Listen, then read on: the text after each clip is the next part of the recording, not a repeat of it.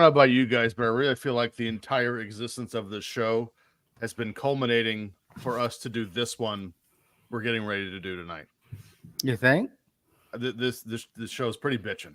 Well, Dave's angry, so there's that. Angry's not the right word. I need to change it to piss the fuck off. Oh. Hello and welcome to the Filter Free Podcast. I am your host, TJ Stevens. Problematic. Out of my left earbud. Getting off to a banging start here. Joining me as always, Step ends. Dollar Bill Dave. I touch myself. I just need to clip that. Just Dave leaning for I touched myself. And Timmy C. Goo, goo, goo. Dave's is awesome, and he got a new hat, and it's hilarious. Are you drunk? Yes or no? And it's marked on the right-hand side for both. Time limit drawers get my panties wet. I love it. We've covered this butt wipe on a few different occasions. Butt wipe? You don't call people butt wipe anymore? No, I'm not 7. Good news is I've limited the producer's amount to screw us over this, so we're actually going to get to sing along with the songs now. You are welcome. You gotta fight for your right to party!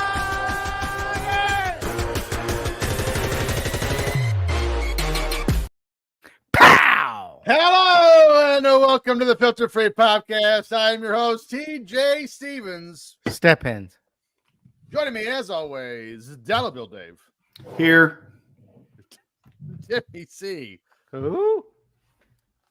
Please remember to subscribe and rate this show wherever you get your podcasts. I'm just going to jump right into it because clearly I don't think we have anything else to discuss right now. While you're at it, follow the show on Twitter at FF Podcast. What are you talking about? On what? We don't have anything to discuss? No. What is that? That is my quarterback showing up slim shadied out. Why does he look Looks Bart? like Feminim. Actually, what? He looks Yeah. like Bart Simpson as an adult. Well, we'll see on August 10th. Well, he probably won't play that game. That's a preseason game. He saves all his bullets for when the real games begin. So he can get hurt right and early in the season and not play anymore. Incorrect. Against Carolina. No, not going to happen. Which part? He's not going to get hurt against Carolina. He's going to have a healthy season. Bengals going to win the Super Bowl. Where did you come from? Where did you go? Where did you come from? Broken Knee Joe. Blah, blah, blah, blah, blah. That was the first season. Timmy C's here. I think we said that already. Mhm. Follow the show on Twitter at FF Popcast, on Instagram at Filter Free Popcast. I have pizza sauce on my. Oh, that is a scratch. I'm bleeding. And follow the network on Twitter at Ram Sportsnet. Timmy, we have so much available at patreon.com/Ram Network, and there's so much more coming. I mean, we just discussed 3 new shows today.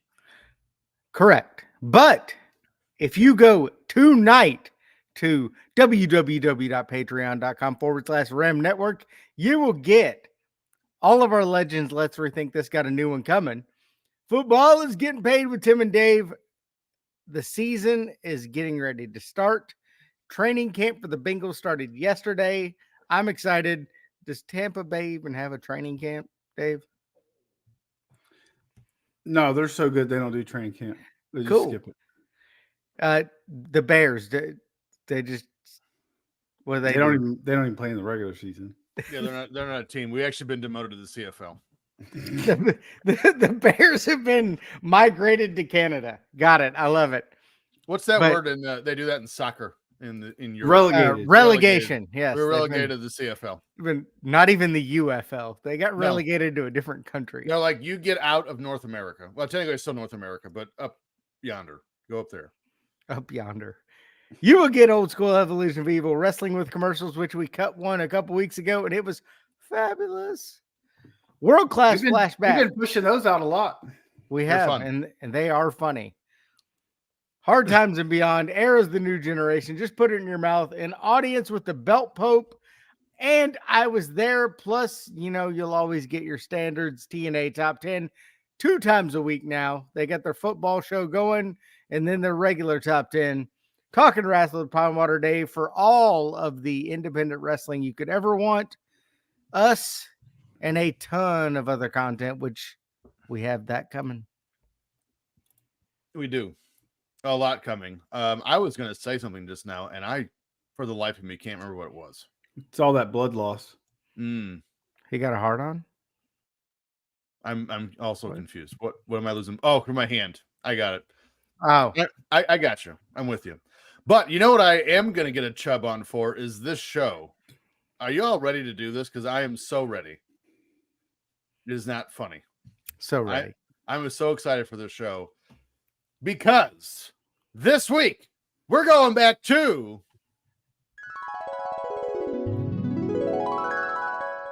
July of 1994. Let's see what was happening in your world yesterday. But first, let's run through some events. Filter free up first, stories that missed the cut. July 2nd, a story we have covered in detail way back in the day. July 2nd, John Wayne Bobbitt and Christina Elliott are both arrested for domestic battery. His went from like a D battery to a AAA, from what I heard. Thankfully, he didn't lose his Johnson this time. I was going to say, I think he went battery free for a while. He should have. Maybe it was like a hearing aid battery. I still remember doing that show, and I remember you saying they discovered his nether regions, his ding dong in a cornfield, and I could not control myself. No, it was near a railroad track.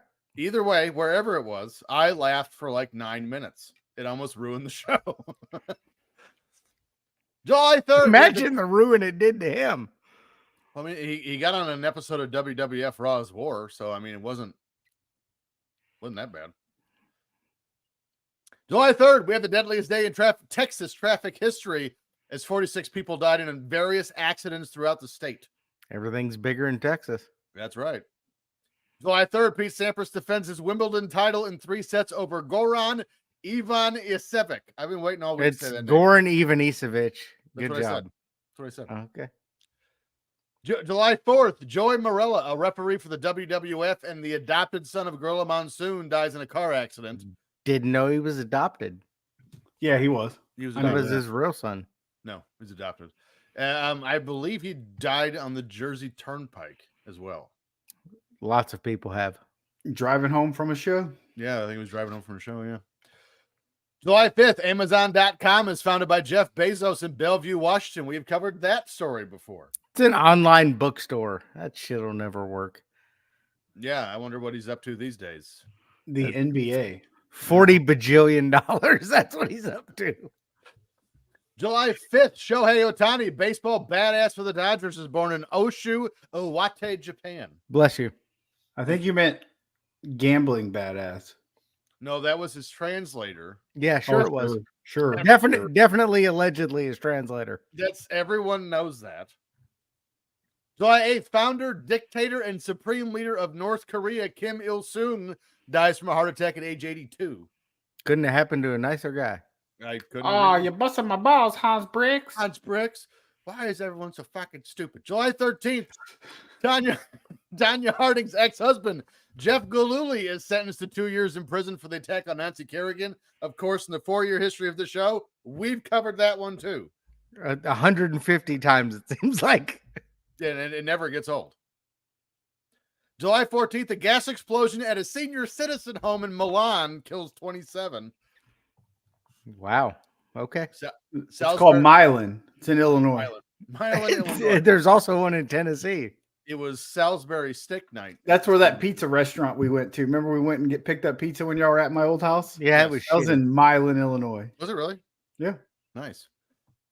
July 15th, hundreds of thousands of Hutus flee Zaire in the Congo near the end of the Rwandan genocide. We are not covering this in detail for 2 reasons. 1, we couldn't possibly do it justice. And 2, it would be impossible to research this enough in a week to properly cover it. I don't know. I bet I could do it.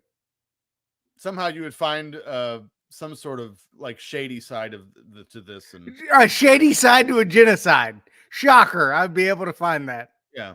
But no, I meant like, the side we should cheer for. Like, well, actually. Yeah. July 15th. All the Zulus were fucking monkeys and shit. That's weird. July 15th. New Jersey Nets forward Derek Coleman is accused of rape in Detroit. Definitely, allegedly. I never raped knew that girl. I don't remember how that story ended. I don't either. She got fucked. Literally, the first I heard of this story was typing it in the notes. Keep going. He was He's looking it up. falsely accused of rape. Very falsely accused. I'm sure he was. There you go. Yeah, well, that's what this. Well, she letter definitely got says. fucked in the deal. July 16th, the Shreveport Pirates lose their first CFL home game 35-34 to the Toronto Argonauts. Maybe because they shouldn't be playing there. Now, when I wrote this story and Timmy saw it, this was almost a story in the wheelhouse because it's so ridiculous. He told me they played that in Shreveport, Louisiana. I was going to say, is that Shreveport, Louisiana? And I said, surely there's got to be a Shreveport, Canada somewhere. No, they played this bullshit in Shreveport, Louisiana. It's the most southern Canadian city in North America is in Shreveport, Louisiana. It's like putting an NFL team in Brazil. To be fair, they speak French, like French Canada. Yeah. Do they? Yes. Shoot them, little bit. Shoot them. In fact, I think we ought to annex Louisiana to Canada. We should start that movement. Like all of it or just part of it? Yeah, just the whole thing. The whole, okay. July 17th. Oh, Timmy's on a roll tonight. Hulk Hogan beats Ric Flair for the WCW World Heavyweight title at WCW Back at the Beach. Only a decade too late. Hulk Hogan's debut with the company. His first appearance. Well, they put him over good. So they sure did. July 18th. Seal releases Kiss from a Rose, which would go on to win Grammy Record and Grammy Song of the Year. I've been kissed by a roach on the bed. Ooh, baby, I can pay you to a kiss by a rose on the grave. Ooh, the more I get of you, the stranger. He was actually just a huge fan of Golden Girls and B. Arthur. Trivia time. Already? What movie? Batman Forever. There you go. It was Batman Forever, yes. Alicia Silverstone. So I'll go one deeper. George Clooney was Batman. On this album, there was also wrong Batman. This was Val Kilmer. That's Val was Kilmer. it? But when did George Clooney do it? The next one. The next one in like 96. I thought that was Batman. That was Batman and Robin you were talking about. So also on this album was a U2 song called "Kill Me." Hold me, thrill me, kiss me, kill me. Kill me. Love that song. That's on that album. Underrated. Yeah, underrated song. It was also one by the greatest group of all time, Run DMC. Bone Thugs and Harmony. Look into my eyes. Oh, I do remember that. Well done. Look into my eyes, you will see what you mean to me. Did you love that song? Did you I didn't even know it was Bone Thugs and Harmony. Did you just Bryan Adams this? What? From Three Musketeers? I annexed Bone Thugs and Harmony to Canadian. Bryan Adams, he crushed it. July 18th, Crayola releases scented crayons, confusing first graders for years on whether or not you're supposed to eat them. You're not? And it's just wax. It comes out. And adults apparently also. July 20th, after a busy month, which included a jury finding enough evidence to move forward with the trial against O.J. Simpson, this asshole offers a $500,000 reward to the person who provides evidence to find his wife's killer. I'd love to take him up on that offer. Oh, wait, he's dead. Fuck him. I would really like to just be like, here's a picture of you killing him. Can I get my money now? Hey, I found this jersey of yours on eBay. I win. July 22nd, Mets pitcher Dwight Gooden is admitted to the Betty Ford Clinic in California for substance abuse. We've covered that before. We've covered him before. I really included this next story because it's from our early days. And A, I thought we needed an update, and B, it just made me feel good to say it again. The final steel beam is placed on the Rock and Roll Hall of Fame in Cleveland. Jesus Christ. We covered the Rock and Roll Hall of Fame 18 out of the first 24 shows. I'm feel pretty like sure we did a lot of Rock and Roll Hall of Fame stories. we did. Yeah. I feel like the first 20 episodes were all about this and Jacobs Field. To be fair, Cleveland sucks. So I'll be there next weekend. congrats. I'll never go there. Okay. July 28th, Kenny Rogers throws the only perfect game in Texas Rangers history against the California Angels. Then he sang Islands in the Stream. Islands in the street. Thank you. That is we are. No one ever did. How can we be wrong? Sail away with me to another place. And we it's rely another on each other. Uh-huh. From one lover to another. I really enjoyed this entire show so far. Has been throwbacks to like the first 15 episodes. Did I ever tell y'all about the time I got 100% singing Islands in the Stream on Nintendo Wii? Not Ever since, tell you Since about the Idol. time you met Steven Tyler? not since the other co-host was here. Since we're bringing it back shit from back then. Oh, bullshit, motherfucker. Speaking of, did you see that the Jericho Cruise announced their lineup this week? For Yep, next year? I saw that. It's I did fucking not. terrible. It is fucking terrible. Jerry Sags headlining. Jerry Sags. Yeah. Not the Nasty Boys. Nope, just Jerry Sags. Jerry Sags. Whoa. I was going to say Doink, and somehow that's worse. Yeah. Because at least it'd be like Doink, like that's not even the real Doink. But then I get the real Jerry Sags. Okay, that's cool. Where's Brian? July 31st, Phil Rizzuto and Steve Carlton are headed to the Baseball Hall of Fame. It's Rarudo. It's Rizzuto. Rarudo? It's Rarudo. Rarudo. Those are Z's. Those are Z's. Stories in the Wheelhouse. July 5th, one of the most prolific albums of the 1990s and one that indeed became the soundtrack of the decade, Cracked Rear View by Hootie and the Blowfish is released. Now, as a giant Hootie fan as a kid, and even Look at now, all those Grammys. Jesus. and that was just 1 year. That Hootie was and the one Blowfish- album. Hootie and the Blowfish is vastly underrated as far as their impact in the 90s, but I dare you, I implore you to find a rom-com show or movie that didn't at least play Hold My Hand at some point. While researching this album, I found even more fascinating is that the band had an album before this one. It was an EP, actually, not an album. Okay, and it was called Coochie Pop. All one word. I did that too back in college. You told us about that too. Cracked Pop. Review. That coochie. Hey, pop that coochie, baby. Pop, pop, pop. Cracked remember that song. Review. Cracked Review actually had a slow start in 94, debuting at only number 127. However, it surged in 95, topping the charts 5 different times while selling over 7 million copies. Everyone our age remembers the phenomenon that was the album Crazy Sexy Cool by the Red Hot Chili Peppers. Do fucking what? What? No. All right, there was an album that was Crazy Sexy Cool. Yeah. That was TLC. There was an album by the Red Hot Chili Peppers that was Blood Sugar Sex Magic. I think I meant that one. Yeah, you kind of combined them. I could see the Red Hot Chili Peppers singing Waterfalls. I mean, What about No. your friends? don't go Well, chasing yeah, waterfalls. I think Terrible. it was. I think I meant that one. Goddamn terrible. I was so excited. Thank you, Timmy. I was so excited to do the show, and you just ruined it. I believe in rainbows yesterday. I can just see Anthony Colitis, whatever, doing that. voice. Cracked Review beat that album by 2.2 million copies for the Mainly record. because we didn't know who sang it. So And it came out the year before.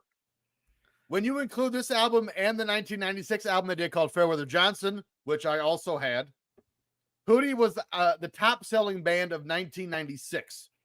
Cracked Review between 95 and 96 sold 100,000 copies per week for 40 weeks during a time in which the music industry was facing a sort of sales depression. And 40 million copies? Is Yes. that math? Is that how that works? No, 100,000 copies for 40 weeks. That's That's 4 million. It's 4 million. I was being facetious. Haven't you ever seen the damn movie Dodgeball? I have. No, I ain't seen it. What? You haven't seen Dodgeball? No. All right, if you come watch Dodgeball, I'll watch Saturday Night Fever or whatever that movie is you want me to watch. Breakfast Club. Yeah, same thing. And Saturday Night Fever. Deal. But I've talked about all this, and I haven't even mentioned I Only Want to Be With You. Song's overrated. You're overrated. Well, it's got Dan Marino in the video, though, so that's You know what's cool. better than Only Want to Be With You? Let Her Cry. You know what? I'll give you that. Yeah, see. Critical reviews of Cracked Review were mostly positive. Editors at AllMusic rated this album 4.5 out of 5 stars. Huh? It's a With 5. critic Stephen Thomas Erlewine writing that the album as the success story of 1994-95 and continued, although Hootie and the Blowfish aren't innovative, they deliver the good, turning in an album of solid, rootsy folk rock songs that have simple, powerful hooks. Yeah, fuck that guy. A revive for retailers by Billboard compared the music to Counting Crows and John Mellencamp and spotlighted Hold My Hand as particularly accessible. Hootie and the Blowfish would go on to win the Grammy Award for Best New Artist, and Let Her Cry won the Grammy Award for Best Pop Performance by a Duo or Group with Vocals. Told you, Let Her Cry was better. Oh, there's a lot of great songs on this album, by the way. Well, TJ, not sure where to start here. Crazy, Sexy, Cool by the Red Hot Chili Peppers. You didn't have to start there. What are you doing? You just brought it back up. All right. You guys both know I'm a gigantic fan of Hootie. Seen him live around 9 times. In fact, I'm going to see them Saturday. Well, it'll be last Saturday by the time this drops, but I'm going to see him Saturday, Nashville, Bridgestone Arena. In 2008, Rucker announced at an AOL, that's how old they are, Sessions interview that the band would go on hiatus for several years so that Rucker could pursue his solo career as a country music performer. Rucker confirmed the band would still perform their scheduled charity concerts, but added they would not record on tour. Rucker went on to record his solo albums, Learn to Live, Charleston, South Carolina, 1966, True Believers, Home for the Holidays, and Southern Style. He had a pretty nice country career. Love Southern Style. Nothing he did in country will match what he did with Hootie. And he actually had a pretty decent country run. He did, but it's not going to match up to Hootie. He'll be Hootie forever. The band reunited for a one-time performance on the late one-time performance. And okay, on the Late Show with David Letterman in the run-up to Letterman's retirement from the show in May 2015. That one time. On December 3rd, 2018, the band announced a 44-city group therapy tour with Bare Naked Ladies in 2019 to commemorate the 25th anniversary of the release of Cracked Rear View. I saw them in Cincinnati on this tour. They were awesome. I would have gone to see that. The band's 6th studio album, Imperfect Circle, was released on November 1st, 2019. They still have all original members from the band except for the drummer, but the drummer's been there since 1989, so he's kind of the original drummer. The first guy lasted 3 years. The second guy lasted 27, so. Country Darius Rucker's better. You're so wrong. Not even close. Yeah. Again, Darius Rucker country is good. Hootie, epic. And he does a lot of cocaine. Who? Does he? He just got arrested for it. Did he? Yeah, in Nashville. I don't pay attention to that. Is he going to be there Saturday? He was arrested like a month ago for cocaine possession or something.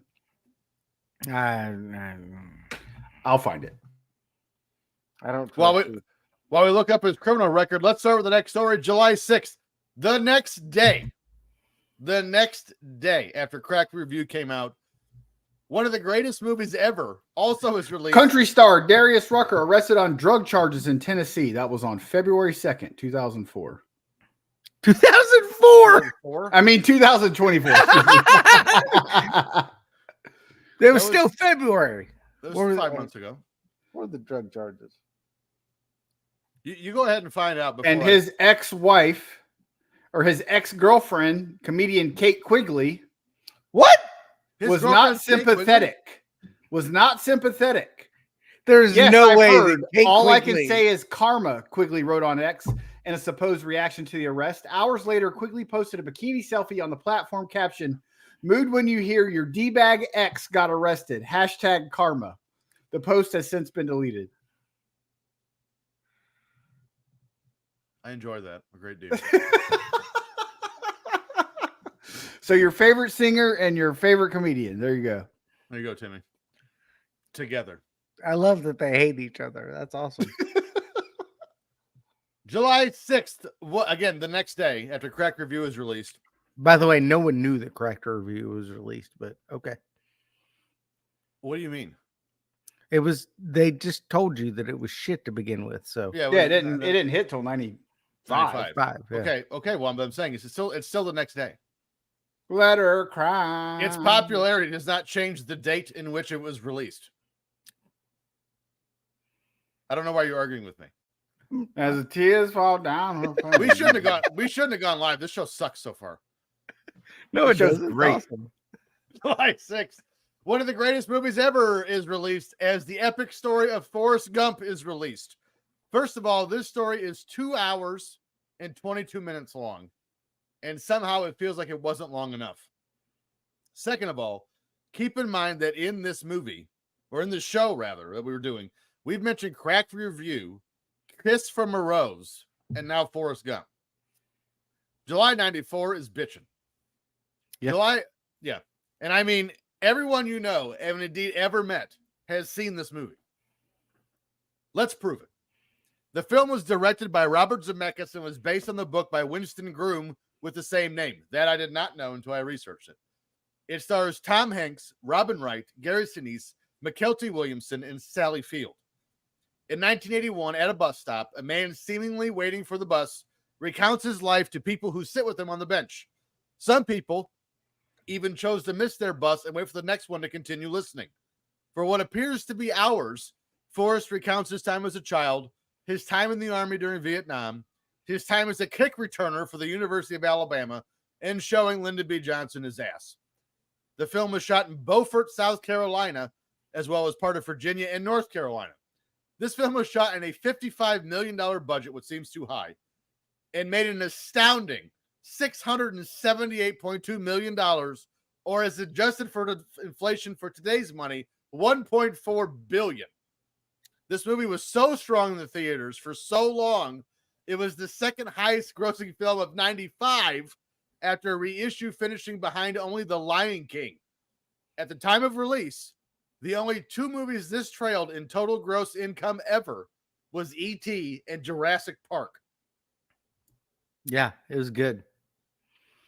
I think you may have missed one small fact. It was also in Savannah at one point because, well, we'll get to that.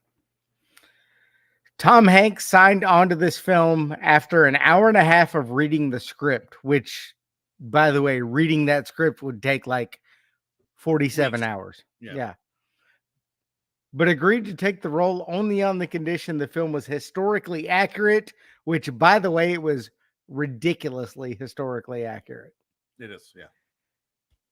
The actor who plays the scene when Tom Hanks visits Washington, D.C. after his tour at Vietnam War himself was an actual tourist from Atlanta, Georgia. He happened to be on Capitol Hill that day with his wife, and he was asked to read. Crazy. Literally the attention to detail. When Gump calls to report the Watergate burglary, the security guard answering the phone says, "Security, Frank Willis." He was the actual guard on duty during that night, and it was the person who discovered the break-in. Crazy. I feel like we might be covering that soon. The park bench that Tom Hanks sat on for much of the movie was located in historic Savannah, Georgia, at Chippewa Square. The fiberglass bench he sat on has since then been Maybe removed. he's a Chippewa. It has been removed and placed in a museum to avoid being destroyed by bad weather or possibly stolen, because people do that. The church where the feather first falls was about 100 yards just down the street from the bench. To this day, the bench is held in Savannah History Museum in Savannah, Georgia. Only reason I'd ever go to Savannah. Robin Wright. Awesome, dude. What are you talking about? Whatever. Savannah. That's Savannah Bananas. What? No, but they're never there. They're always touring. Robin Wright was sick with a cold while shooting at the nightclub scene. In spite of this, she was still able to perform her own singing during a non-stop 24-hour shoot in which she was nearly nude except for a guitar covering her. She sharded. And while we're on her, let's talk about that whore that Jenny was. Who her? She banged every disgusting dude up and down the eastern and western seaboard, but shut out Forrest until she needed to pay for rent. Mm-hmm. Then when she found out she had AIDS, she dropped his kid off conveniently. Gross.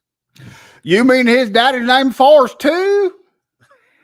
Exactly. Jodie Foster, Nicole Kidman, and Demi Moore turned down the role of Jenny mainly because she was a bad person. I'd like to see Nicole Kidman do the Alabama accent. Yeah. Well, maybe. She's Australian. Maybe. Good day. Good day. Are you stupid or something, mate?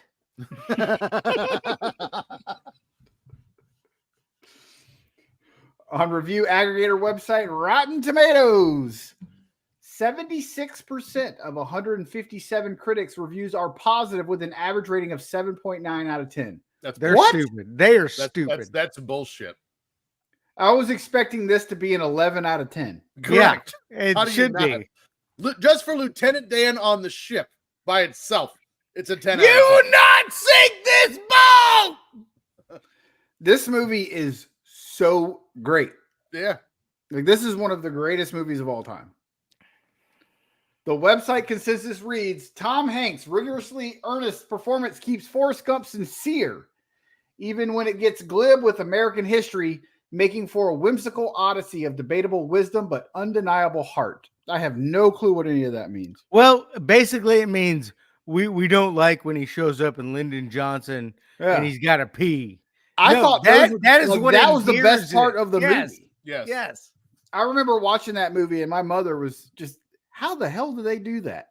Yeah. All these historic times and they're going back and he's there drinking Dr. Pepper. And they're accurate. I must have drank me 16 Dr. Peppers. Audiences polled by CinemaScore gave the film a rare A+ grade. There you go. That. Nailed it. There you go. Roger Ebert of the Chicago Sun-Times wrote, I've never met anyone like Forrest Gump in a movie before. And for that matter, I've never seen a movie quite like Forrest Gump. Any attempt to describe him will risk making the movie seem more conventional than it is. But let me try. It's a comedy, I guess, or maybe a drama, or a dream. The screenplay by Eric Roth has the complexity of modern fiction. What a magical movie. That's about right. Yes. As for awards, Forrest Gump won Best Picture, Best Actor in a Leading Role, Best Director, Best Visual Effects, Best Adapted Screenplay, and Best Film Editing, all at the 67th Academy Awards. I'd give it very close to Best Movie Ever. Like it. Forrest Gump to me is one of the greatest movies of all time. It's in the running. It's in the definitely top 5. Yeah. I mean, it's not Ninja Turtles real people, but so Timmy, you know what I just thought about is the story prior to this, we just covered Hooting the Blowfish, and I think we missed me. We missed my turn. That means it's my turn. Let's go to Timmy's Trivioki. Figaro. Figaro. That's not Tosca. Ugh, my ears.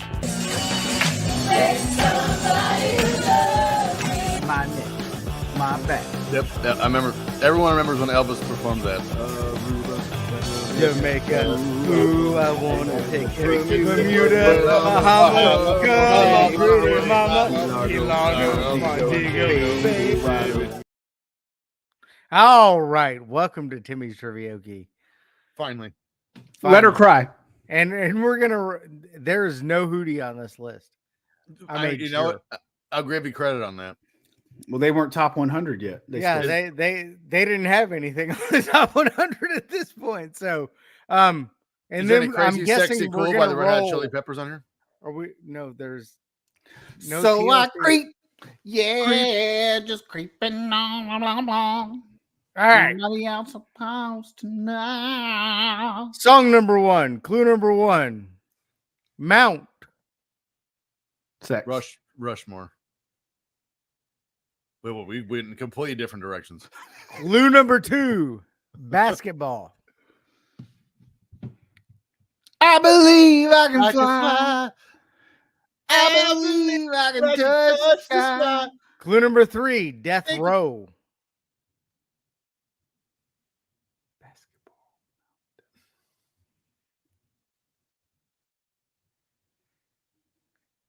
Clue number 4. Above the Rim. Oh, Tupac. No, not Tupac. The other guy. Notorious Wasn't he in Big? Above the Rim? Wasn't Tupac in Above the Rim? Clue number 5. Hit the east side. Yeah, I mean, I don't know this, so Regulators. Mount up. It was a cold, dark day.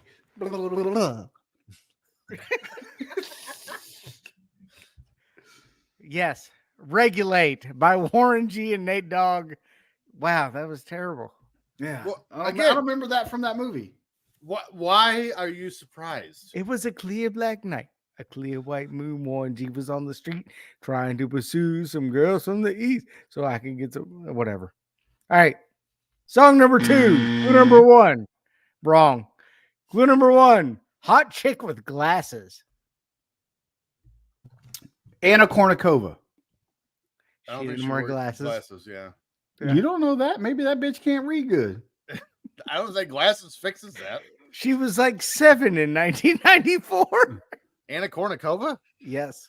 I don't think that's right either. She may not have been born in 1994. Jewel. What if God was one of us? That's a great song. First off, Joel did not First say off- what if God was one of us. That was Second off, Mary she didn't wear Osborne. glasses. Mary Osborne, or whatever her name Lunar is. 2, 9 stories. Tall building. It depends where you are. Clue number 3, apartment. Your clothes are awful. Yeah, this is shit. Shit. Clue number 4, Dweezil Zappa. Macaroni and cheese. What Dweezil Zappa? Clue number 5, I'm gonna punch you in your dick if say you go to bed at my house next. I only, I only hear say what I what I want want to. to. I don't even know What who is sings that song. that? Come It's on, called- DJ. Oh. It's on Family Guy. They did a spoof about it. Stay by Lisa Loeb and 9 stories. You say Say, I only hear what I want. Is she the girl in the WNBA, Lisa Lobo? No, that's Lisa Loeb. No, actually, no. That's you just combined Lisa Leslie and Rebecca Lobo. They're two different people. They're two very different people. They had a mixed child. Jesus Well, Christ. you What know, are we doing you can see here? I know my WNBA. You're good. You don't know your 1994 music, that's for damn sure. Well, quit picking garbage. Yeah, and we you might be able picking to get shit song. Well, regulators. are good, but Garbage hadn't come out yet. You're I'm only happy when it rains. All right, song number 3, clue number 1, Horses in Buffalo. Tim McGraw. Sit right here and have another beer in Buffalo. Mexico. Where have all the cowboys Kenny gone? Chesney. Clue number 2, Indian Outlaw. Tim McGraw. Cherokee people. Chippewa. You almost made him speak. You almost made him spit. Clue number 3, fishing. On the Chattahoochee. Oh, this is little Jimmy gets what he wanted. Don't take the Little Jimmy gets what he wanted. Clue number 4, That's Jimmy the opposite. Johnson. take Jimmy Johnson. Take Tommy Thompson. That is the opposite of what happens in that song. Take my best friend. No, I said don't take the girl. Yeah, don't take the That's correct. You That's did what I say that. said. You said a couple minutes. 1-0. Daddy, Take please don't Don't take take the the girl. girl. Johnny's daddy was taking him fishing when he was 8 years old. Couple years down the road, boy and girl went to the movies. It was a picture show. It's not any of the words. After the movie, he got robbed like a bitch. Take my wallet, take my money, take my credit card. Isn't that part of the song? I believe it is. Timmy quit, which is great. I'm glad he left because we have another game to play, and now we can't. Go ahead, just hit the music. Yeah. Oh, it's time for Dave's Fave. Have you seen it? You slip her the hot beef injection. We're men in tights, tights.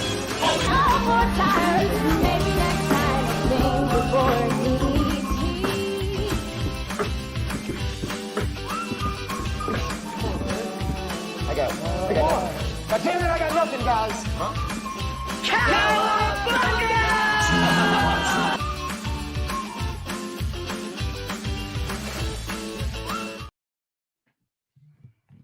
All right, it's time for Dave's Faves.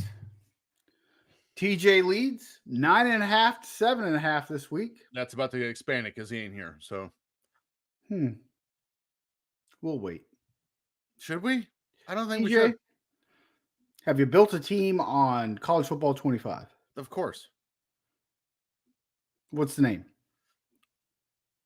Well, it's Kent State because they're the least prestigious school in the game. Oh, no, I meant built like your own team. Oh no, I have not done that. I built one. The University of the Quad Cities. What? They're the Bucks. But And they play at John Deere Stadium. but you They're the hate it up there. Bucks. You hate it over there. Yeah, but I made a green and yellow team. I do like that. The Bucks, get it? Hit I his do. clip. We already did. You weren't here. Yeah. Where you been, Tater Not? We're on movie number 3. Yeah, TJ leads 14.5 to 2. You were losing points. Here we go. Movie number 1 this week. July 1994 had some big hits. Here we go. And not Forrest Gump. With a budget of $120 million. Our first movie this week grossed $378.9 million at the box office. Double the budget, half the money of Forrest. Good. This was the first movie to ever cost more than $1 million or $100 million to make. Wow. This is an American action comedy film. A fearless, globe-trotting, terrorist battling secret agent has his life turned upside down when he discovers his wife might be having an affair with a used car salesman while terrorists smuggle nuclear warheads into the United States. This film stars Arnold Schwarzenegger, Jamie Lee Curtis, and Tom Arnold. What the hell is the name? I can I have see no it. I have no idea. 3, 2, 1. True Lies. Yes. For one, when you say a movie that stars Arnold and Tom Arnold, that sentence shouldn't exist. It By also the has way, a kid, I Eliza watched- Dushku. I watched the Roseanne and Tom documentary we covered last week. Oh, On how YouTube. was it? It was fucking terrible. No, that was Skip on it. our. It was on our Wrestling with the commercial. commercial. Wrestling Yeah. with commercials. Skip it. Skip. Don't. No. Now we're definitely watching it. No, it's terrible. We're gonna watch that Fucking along terrible. By the way, happy birthday, Breakfast Sarah. movie or And whatever. she knew True Lies. By the way, she messaged me. And Here we go with a budget of $23 million. Our second movie this week grossed more than $351.6 million at the box office. It Good. did all right. It's good. This is an American superhero comedy film. Bank clerk Stanley Ipkiss is transformed overnight into a maniac superhero after finding something mysterious in a pile of garbage in the water. This film stars Jim Carrey and Cameron Diaz. I got this one. Yeah, I got this one. TJ Steppins. Liar, liar. No, it's- idiot. it's Oh, That's the math. Also, The Mask. both. All right, Timmy, you got to win these next two without TJ getting them, and they are hard. Just well, like me. The fourth one's hard as shit. Maybe you'll get the second one. Or the third one. Here we go. Movie number C with a budget of $20 million.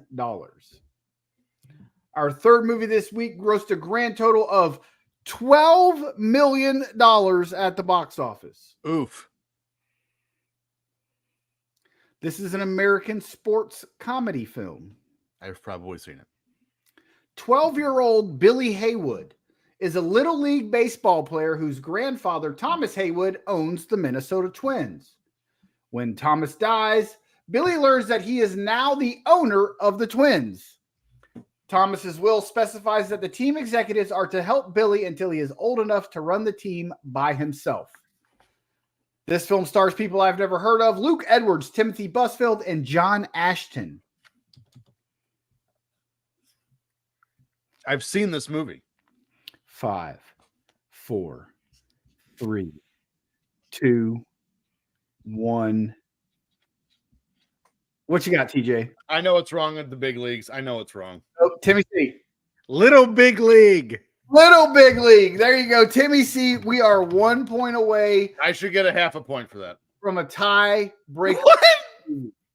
I got 66% of the words right. I'll give you 66 points. Thank you. All right, here we go. Our last movie of the week. It all comes down to this for a tie. It's a tough one. I'm in. On a budget of $40 million. Our fourth movie this week grossed a meager $48 million at the box office. And I saw this movie in the theater because my little brother wanted to go see it. It sucks balls. I'm in. I can't wait. This is an American superhero film that stars Eric Barron, Eric Barron. Joan Lone, Penelope Ann Miller, and Ian McKellen. Well, so far I don't like my chances here. Here we go. In 1930s New York City, a vigilante, he learns how to hypnotize others and bend their perceptions so that he becomes invisible.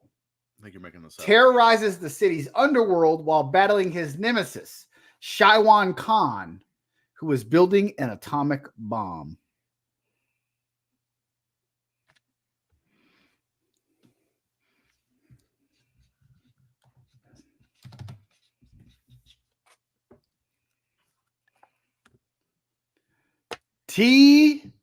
TJ, are you ready, Timmy?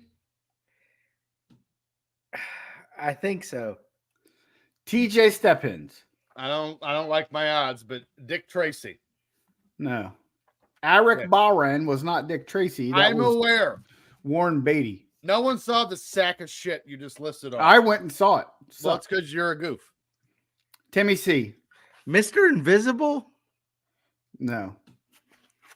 The Shadow. I got nothing. Hey, by the way, who's Eric Bar? Who is that? Alec Baldwin. Oh. Eric Barron. Have you That never would seen- have Have helped. you not been maybe. in our shows lately? Have you not watched? I'd have said Cape Fear. You haven't seen Team America World Police? No. We've Oh, literally been, I've seen parts of it. We're watching it next week when you're at my house. we've literally No, been quoting we it for have weeks. 2 things to watch. We're not doing anything but watching movies the whole weekend I like it. on the boat. We're going to take a TV on the boat. I'll go get Starlink so we have Wi-Fi. A generator. Oh yeah, I'll probably need Yeah. a generator. Yeah. Well, I have one. It's just I've loud. We won't got be able to hear I've got a solar powered thing that would power it for at least 30 minutes. Well, that sounds exciting. By then, I'll throw Dave in the fucking lake and be like, "Get away from me with this shit." Why do you have a freestanding solar panel? That last 12 Because minutes. it attaches to this. Is it on your- It's a camping thing. Is it on your roof right now? No, you set it out and it catches sun. Oh, well, You then not we'll know be how on the solar boat. power works? We'll be on the boat. We'll have power forever from the sun. Think This- smarter, not harder. This is stupid. We're moving on. July 12th. We head to Pittsburgh, Pennsylvania for the 65th edition of the Midsummer Classic with the AL and NL squaring off in the All-Star game. However, there was something looming over the head of baseball here as a whole that nearly killed the game. More on that here in a little bit. The All-Star game was a contentious game and loaded with some all-time greats. It was managed by Toronto's Cito Gaston and Philadelphia's Jim Fregosi. NBC had television broadcast rights and had Bob Costas, Joe Morgan, and Bob Euchre. How's that for a murderer's row? On the call with CBS. Just a bit outside. Just a bit outside. That's all we can manage. One goddamn hit. You Oh, say shit. You can't say that's my favorite line of that whole movie. It's Can't overrated. say shit on the air. You can't say It's goddamn. okay, on the radio. nobody's watching. Don't worry. No one's listening anyway. And CBS was on radio duties with John Rooney, Jerry Coleman, and Jeff Torborg. His son would go on to be the Kiss Demon in WCW. Yeah, and he would go on to manage the Florida Marlins. Yes, it's true. 59,568 people packed Three Rivers Stadium to watch Willie Stargell throughout the first pitch and then witness one of the greatest All-Star games ever. And this was, in fact, the first All-Star game home run derby I can remember watching as a kid. Back in these days, there was no World Series home field advantage on the line, but the players actually still had professional pride. Here are the elected starting lineups for each team. For the American League, you had Pudge Rodriguez behind the plate, Frank Thomas. What? Dick Pill Hawkin, Frank Thank you. Thomas. Roberto Alomar, Wade Boggs. Okay, Cal Ripken Jr. Tempe Devil Rays legend. Kevin Costner, Stan. Cal Ripken. I thought you were going to say Kevin Costner's cuck. Same. Thing. Joe Carter, Ken Griffey Jr., and Kirby Puckett. Fat ass Kirby Puckett. Thank you. For the National League. Blind ass Kirby Puckett. That's rude. For the NL, behind the plate, Mike Pizza. Mike Pizza, baby. At first base, Greg Jeffries. How's that That's weird. for a name? From the Pat. Mariano Duncan. Cincinnati Matt Reds Williams. legend Mariano Duncan. Shut up. Matt Williams, Ozzie Smith in his 13th All-Star game, Barry Bonds, Lenny Dykstra, and David Justice. Have we ever talked about Lenny Dykstra? That'd be a good story. Not a deep dive. just Cocaine. his bullshit life story from the 86 Mets. For the record, every AL elected position player is in the Hall of Fame except Joe Carter, who we could probably argue should be in. He should, for sure. Maybe if Frank Thomas gets Joe Carter some dick pills, he'll get in the Hall of Fame. Why? Frank Thomas got there. Why wouldn't he? I think he did it sans dick pills, though. Think you need those dick pills to get in. Okay. Well, the NL had 9 players in the Hall of Fame, while the AL had 11. 20 Hall of Famers were in this All-Star game. It's a good team. All right. This is my favorite All-Star game of all time. Absolutely. What? All time. Going into the 9th inning, the American League led 7-5, and time appeared to be running out for the National League. Enter Tampa Bay Devil Rays legend Fred McGriff. Chicago Cubs legend Fred McGriff. The Crime Dog. With Craig Biggio on first and the National League down to their last out, McGriff was brought in to pinch hit and was the game-tying run. Veteran closer Lee Smith threw McGriff a splitter, and the Crime Dog hit that sucker to the moon, tying the game, which would eventually see the National League win in the 10th inning, thus becoming the game MVP. I remember watching this live and going crazy. At the time, McGriff was on my then favorite team, the Atlanta Braves, and it was so fun watching one of your heroes win an award for the All-Star game for a one-bat performance. Imagine having a team so stacked, Fred McGriff's on your bench. He left him. He left him on the bench to put him in late in the game in case he needed a hit. You know who taught him that? Tom Amansky.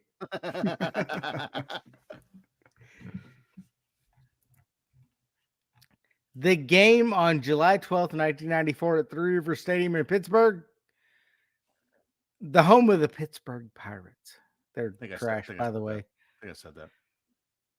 It tied the Pirates with the Cleveland Indians, not Guardians, and the Reds of Cincinnati for the all-time record most All-Star games hosted by one franchise with 4. They've all hosted 4. Has Cleveland hosted one since they became the Guardians? I don't know the answer to that. No, they became the Guardians last season. No, or 2 seasons ago. Yeah. No, they've not. The Reds had 2 legends on this team, Jose Rio and Barry Larkin, 1 year before he would be the MVP. The weirdest thing I found about this All-Star game was that Will Clark was on the All-Star roster as a Ranger of Texas. I forgot he played for them. I thought he retired a Giant. Why did he continue his career? Terrible. I wonder what his 94 season looked like. I guess it was okay because he was an all-star. We should look into that. We should. But today, I'm the greatest of all time. Vernon and Waugh. Mike Vernon with a great left. Here it is. H. Pressure with 3. Wentz is going to run the ball. Makes a guy miss. Comes down there. Over the second rafter. Off the floor. Nothing but net. Through the window. Off the wall. Nothing but net. You like that? You like that? I like that. You gotta like that, right?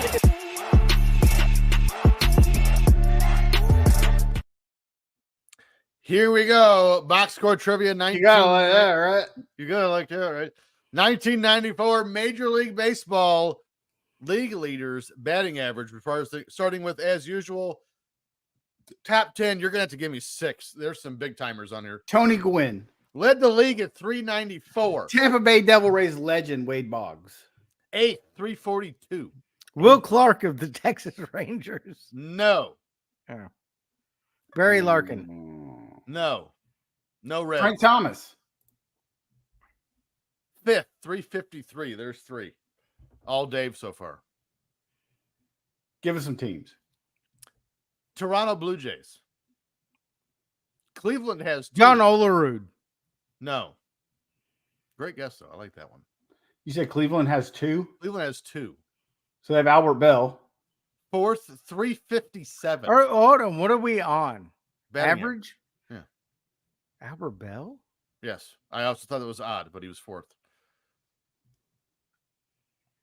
Kirby. Cleveland. Puckett. Cleveland. Kirby Puckett. No. Cleveland.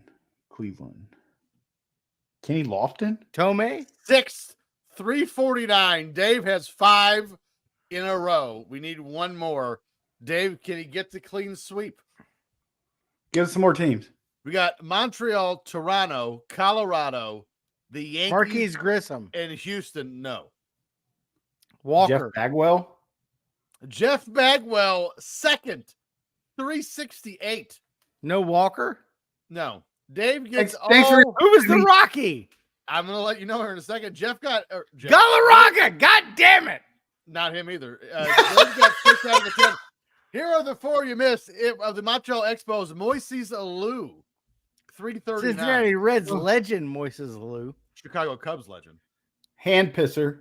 What was the Pissed off at fucking Steve Bartman. Steve Bartman person. legend? Yeah.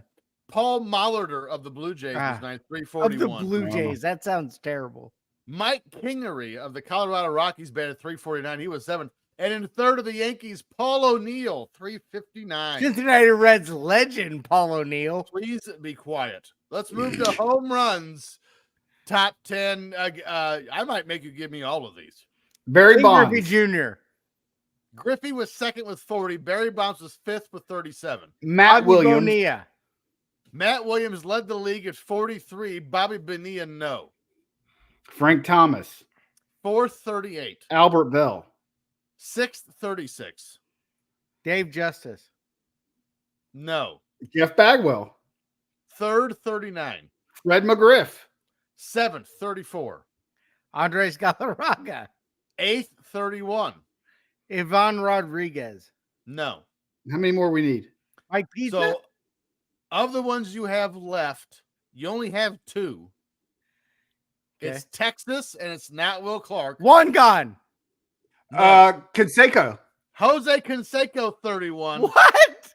And the In guy 90, what? 94. And the guy in 10th is a Cincinnati Red in this season. Outfielder. Shit.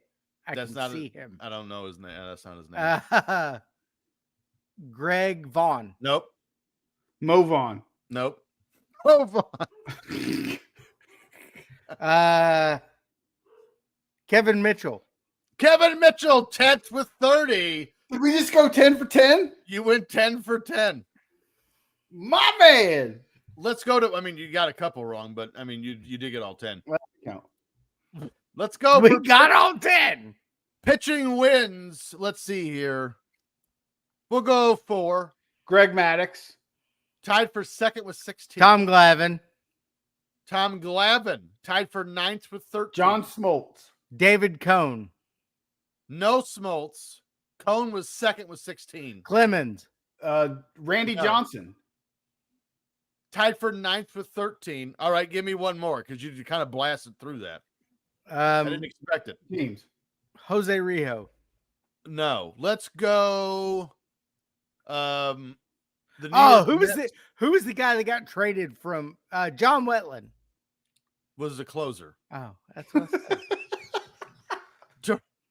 We got Toronto. The ones I Pedro. think we get. No, never played for the Blue Jays. We got Toronto, the Mets, Baltimore, and David the New York Cone. Yankees.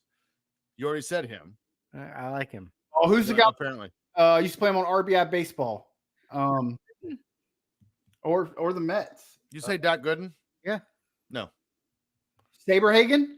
Brett Saberhagen tied for 6th with 14. In 1990 something? Oh, wait. There's some good ones. Are you ready for this? Here's the rest. Here's Who's the guy on the Yankees? Fuck. What's his name? It tied for 9th with the Blue Jays. Pat Henkin with 13. Tied for 6th with Brett Saberhagen.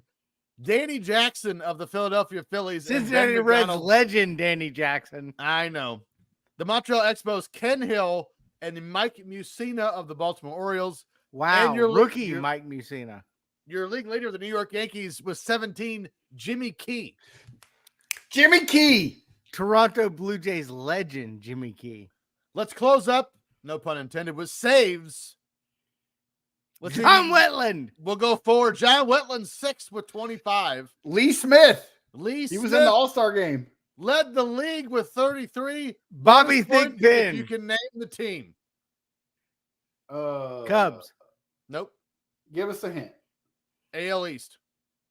Baltimore. Baltimore Orioles. Who'd you say, Timmy? Bobby Thigpen. No, he's not. Rod Beck. Rod Beck was 3rd with 28. There's 3. You need one more. Timmy, there's a guy on this. You literally guess it every show, and you haven't guessed it Randy yet, Myers. and he's second. Franco. Well, here's what's fun.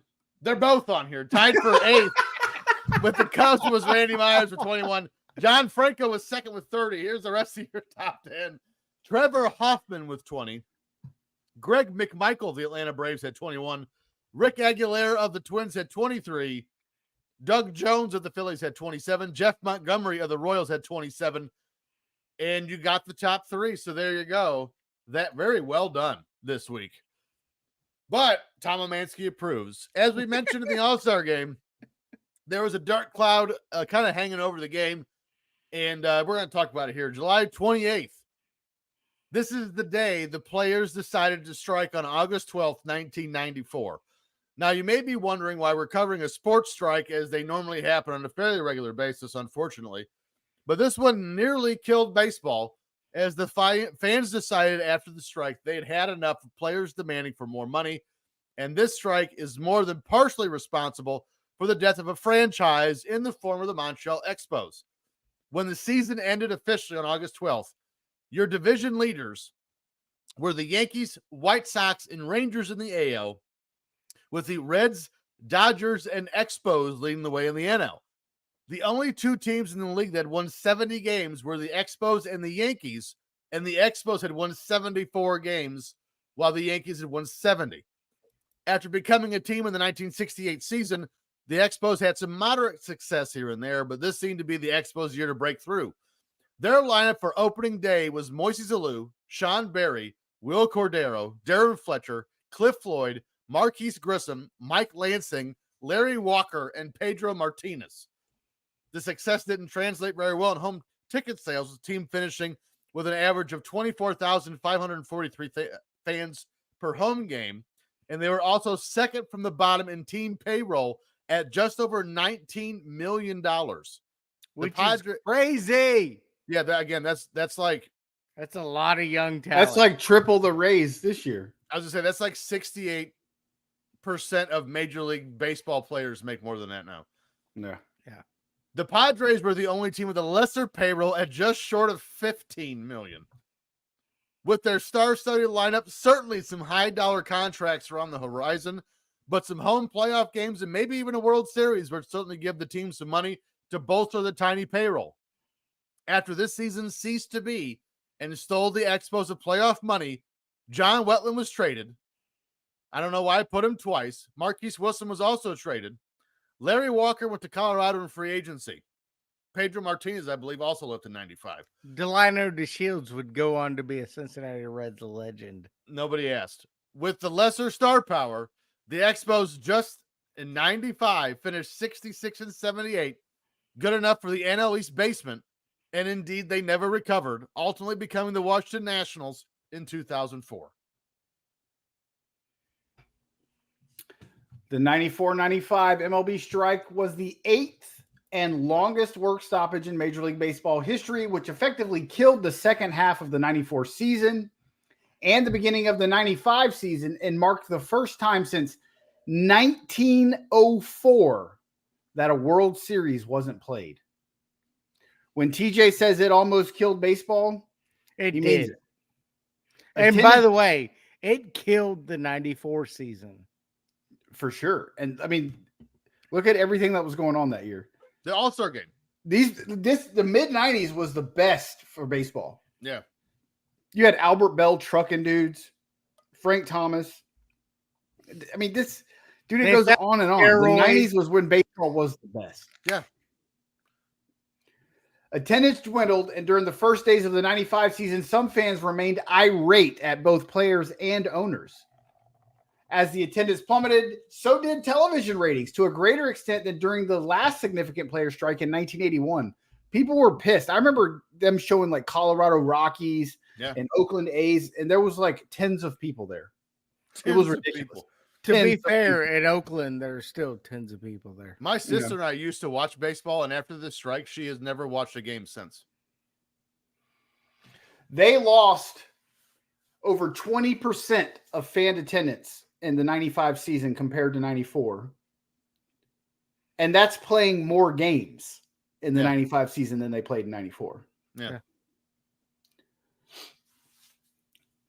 A few of the fans who did show up demonstrated their frustration and booed the players. The strike was seen as the worst work stoppage in sports history, leaving the game in crisis and some fans shaken and angry. Among the major examples of fan protests, 3 men wearing t-shirts emblazoned with greed leaped onto the field at Shea Stadium to a standing ovation and tossed $160 in $1 bills at players' feet before being restrained by security, who were loudly booed as the men were escorted from the field. Wow. In Cincinnati, one fan paid for a plane to fly over Riverfront Stadium that carried a banner reading, "Owners and players, go to hell with all of you." To be fair, we had Marge shot at that point. That was, I mean, she should have went to hell a long time ago. That's a double whammy for Cincinnati. Yeah. Fans in Pittsburgh disrupted the opening day game between the Montreal Expos and the Pirates by throwing various objects on the field, causing a 17-minute delay before being warned that the game would be declared a forfeit to the Expos. However, they continued to boo afterwards. I actually they were going to make Pittsburgh forfeit the game. I remember that. To be fair, they only won 17 games that year. So okay. In Detroit, fans booed and hurled beer bottles, cans, baseballs, cigarette lighters, and a hubcap onto the field, calling a 12-minute delay, holding up signs saying "Field of Dreams" with dreams slashed out and being replaced with "Greed." And strike. Owners win, players win, fans lose. People were pissed about this. Pissed. All right, let's cover the strike. As a result of the strike, a total of 948 games were canceled. That's a lot. And MLB became the first ever major American professional sports league to lose an entire postseason due to the labor dispute. We'll come back to that, but Jesus Christ, guys, baseball was it in the 90s. I don't get it.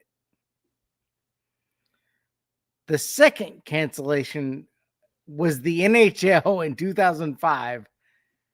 Their Stanley Cup got canceled as a result of the entire 2004-2005 season being canceled.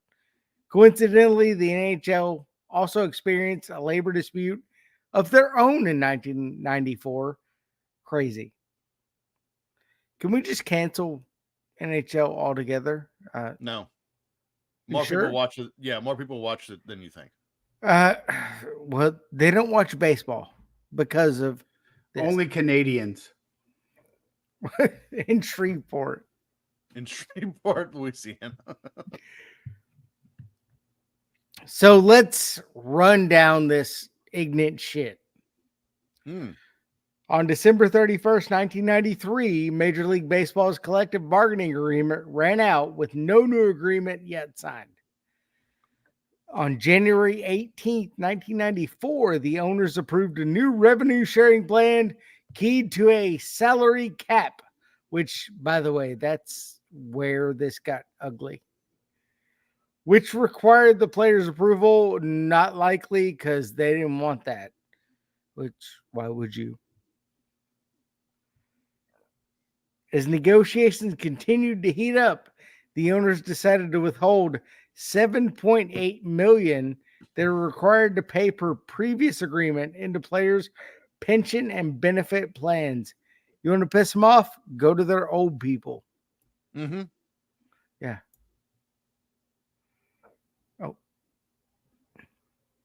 The final straw came on June 23rd when the Senate Judiciary Committee failed to approve an antitrust legislation by a vote of 10-7. According to Donald Fear, the players guy at the time, the action left players with little choice but to strike. We felt in 94 we were pushed to it, he said. I still think it's a justified conclusion. I think you meant president of the Players Union. Yeah. The players guy. Yeah. On August 31st, 3.5 hours of negotiations with federal mediators produced no progress in the strike, and no further talks were scheduled as the strike went into its fourth week. According to then acting Commissioner Bud Selig, September 9th was the tentative deadline for canceling the rest of the season if no agreement was reached between the owners and the players. By the way, at this point, the owners and the players were not close. No, not even. The rest of the season, including the World Series, was canceled by Bud Selig September 14th. After the deadline passed with no compromises, the use of replacement players for spring training and regular season games was approved by baseball's executive council January 13th. That seems like a very bad idea. And it was. Replacement players created major issues for two American League teams.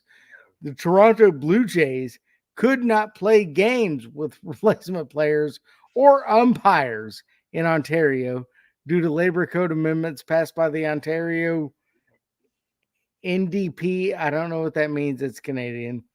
That prohibited replacement workers. FYI, Canada loves their unions and they will not go against any of them. Mm-hmm. I'm in one, but I'm not in Canada. The Baltimore Orioles. Mm-hmm. That's weird. The Baltimore Orioles, owned by prominent union lawyer Peter Angelos, announced they would also not be using replacement players. On March 20th, Angelos Orioles canceled the remainder of their spring training games. The next day, the Maryland House of Delegates approved legislation to bar teams playing in Camden Yards from using replacement players. That also big thing. On March 28th, 1995, the players voted to return to work if the U.S. District Court supported the National Labor Relations Board's unfair labor practices complaint against the owners. Unfair labor practices. Sorry, it's getting breathy. Tim's getting very gassy. On April 2nd, 1995, the day before the season was scheduled to start with the replacement players, which have been very problematic. The strike came to an official end at 232 days. That would have been awesome. Now we need a baseball movie called The Replacements 2. With Keanu Reeves. Yeah, John Wick. Yes. Except now at his age, he'd be like a first base coach. No. But even the umpires were out. So the umpires didn't even start the season. They were on strike as well. Sparky Anderson demoted himself so that he didn't have to manage the major league. Yeah, team. he said he wouldn't manage replacement players. And so I believe they sent Cito Gaston, who was the Blue Jays manager, to the minor leagues so he could actually work and draw a check. So if you pay attention earlier, I put up a banner because we were kind of shit on the 95 Pirates. Timmy said they won 12 games. They actually won 58. But if you do the math, they went 58-86. That's only 144 games. So they still missed 18 games in 95. Yeah, they didn't start till May 2nd. Yeah, right. Every team played 144 game schedule in 95. And again, I don't think, unless you were an avid baseball fan here in 94, 95, 96, again, until the steroid surge in 97, I don't think people realize, I mean, at 95, 96, baseball was on its last leg. By the way, the Reds were leading their division in 1994 when it got canceled. I'm going to assume they would have won the World Series. I'm going to hang that one in our house.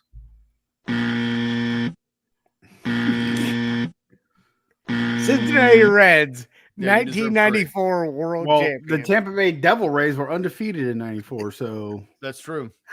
There's also not a team. I've actually read more books about this 94 strike than I probably should have and watched some documentaries and stuff on it. Pretty much every baseball expert they asked and all those, they're like, it was going to be the Expos. Yeah, because the Expos were 4 games up on the Yankees. On the Yankees for best record. Yeah, I mean, that team was stacked. Mm-hmm.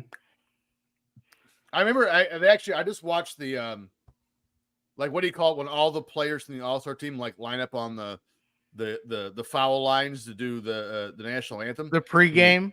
There was introductions. There was 7 Expos on that team. Yeah. It was absurd.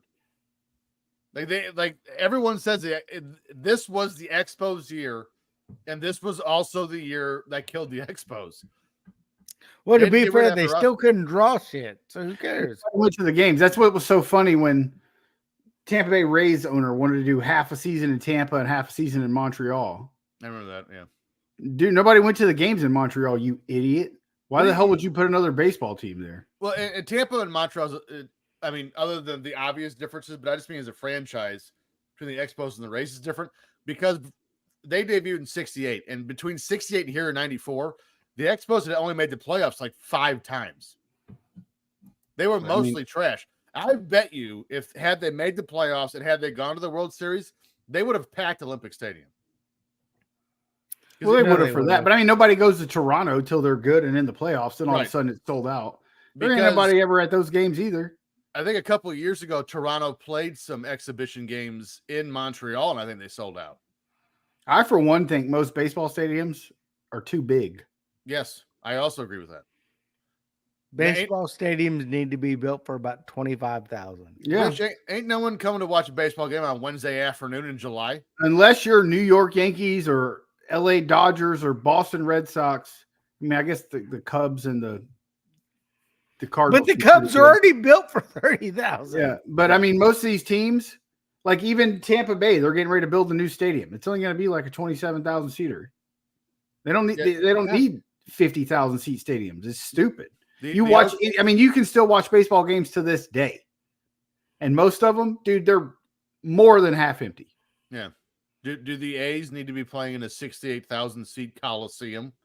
No, they only get 1,000 people at the games. Yeah, but what's their average attendance? Like 5,000 people. I mean, granted, that's different because they know they're moving and they're also so they have that going for them too. But like, you know, the historic teams, the Tigers can't draw flies to shit. The White Sox, although they have a beautiful stadium, a gorgeous stadium. The White Sox the same way, but granted, they're also dog shit right now. It's like Miami; they get like 9,000. But Miami has never been a good sports town. No, and that's for everything. The Dolphins don't sell out. The Heat Nobody goes to the Hurricanes game unless Florida State's in town. You know why? Nobody goes to the Heat. They be having Heat games in the playoffs, and there's still seats available. You know why? Because there's better shit to do. There's better shit to do in Miami. Yeah, like cocaine. Yeah, or beaches and fun. Vice, Miami Vice.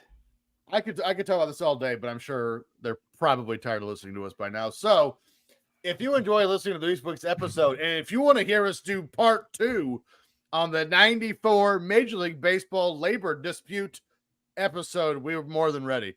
And please let us know that.